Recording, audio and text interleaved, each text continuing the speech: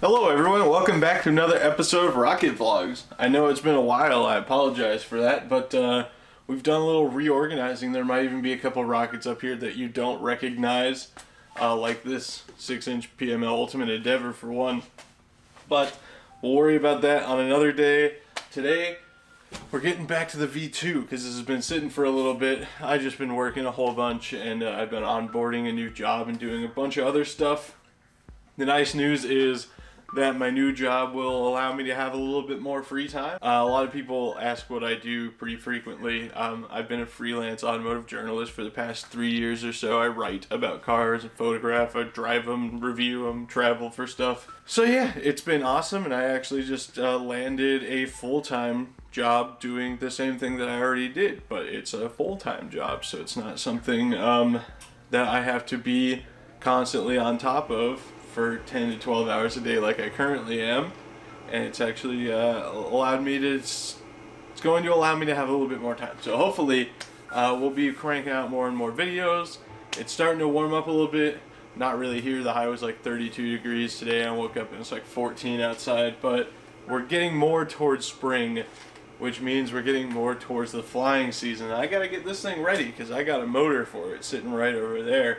That's the CTI M1675 pink, one of my favorite motors because it's more purple than it is pink. Man, that heater just really loves to wait till I'm filming to turn on. That is just awesome.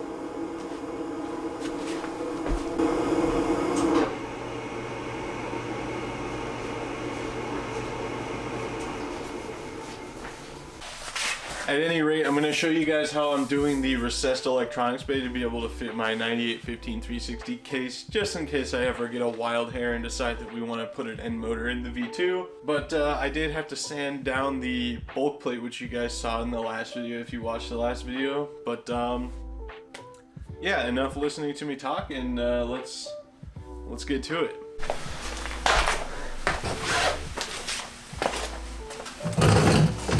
The first thing we're going to do, oh, it's so slippery.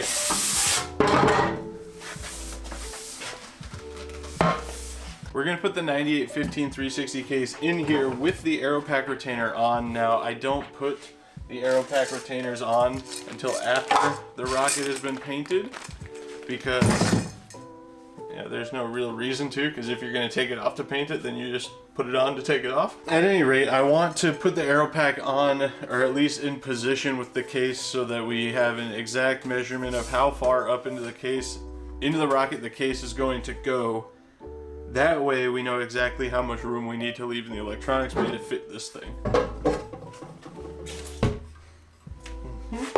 As awesome as the tail end looks, you can see from the front there's not a whole lot of excess real estate here. In fact, as you can see here from my crack measurements, I actually only have about 1 inch of clearance from the forward closure to the end of the airframe. Thankfully, due to the coupler's situation, we have a little bit of real estate to work with within it, and because it's so big in diameter, there's plenty of room to play with on the inside for mounting electronics. So after a little finicky business, I discovered that 5 5/8 inch from the motor side was the butter zone, leaves about 1.5 inches of room from the front of the 15360 motor case to the lower bulkhead for the electronics bay, while leaving about 6 inches for the electronics bay itself, and 6 inches by 8 inches is more than enough to fit the electronics that will be on board. Now, while that epoxy's drying, we're going to measure out what is undoubtedly exactly 2.5 inches from the center on each side of the bulk plate. Those definitely aren't the same distance. What the hell?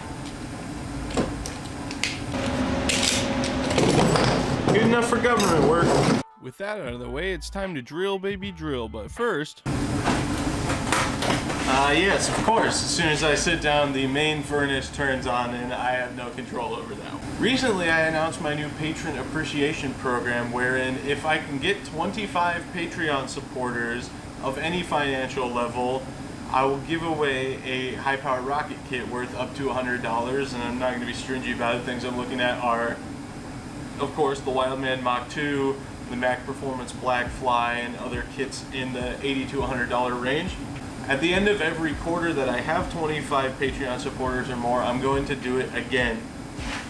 So, if you aren't a Patreon supporter, check it out at patreon.com/rocketvlogs. You can do it at any amount. I have 3 different tiers. And level 2 and level 3 tiers have merch that they get. Level 2 gets stickers, level 3 gets t-shirts. They're Patreon only designs, so they won't be for sale anywhere else. You can only get them through Patreon. And I started posting a weekly upload that I'm calling Super Saturday, where I gave a tour of all the rockets over here. Actually, that endeavor I explained on Patreon already, how I got that. My most recent one, which I filmed today, was the tour of my shop and everything.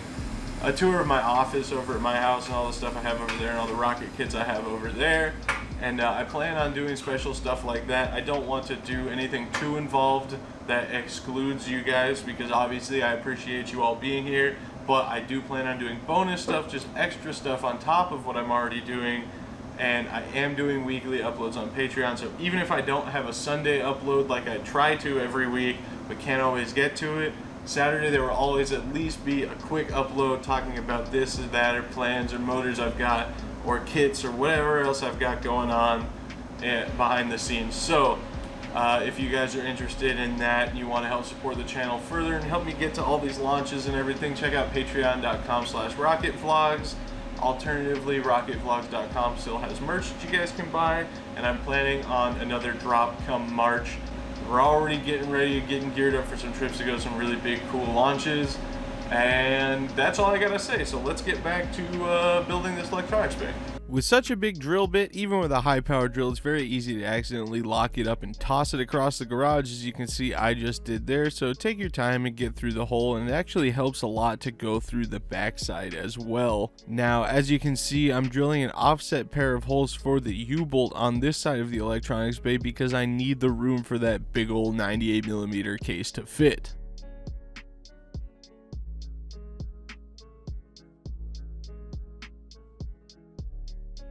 And it just really wouldn't be a Rocket Vlogs video without some sanding, now would it?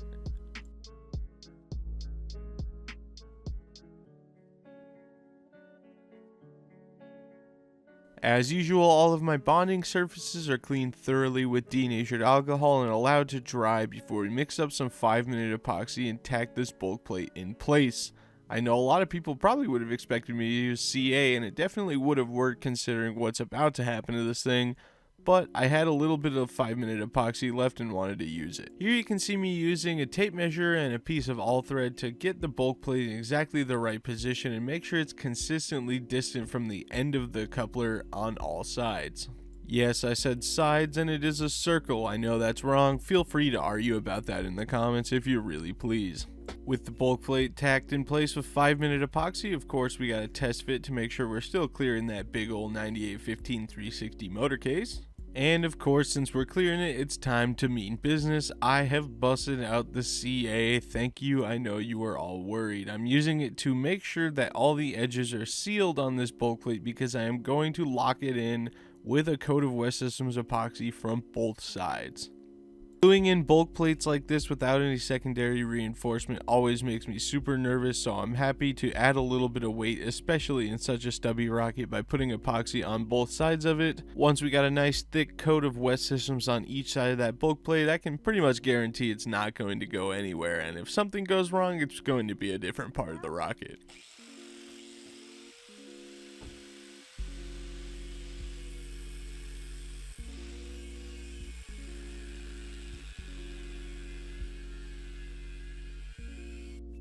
And while we're on the topic of this rocket being stubby, let's talk about something very important. You can see me cleaning the inside of the nose cone because I'm about to add a bunch of nose weight.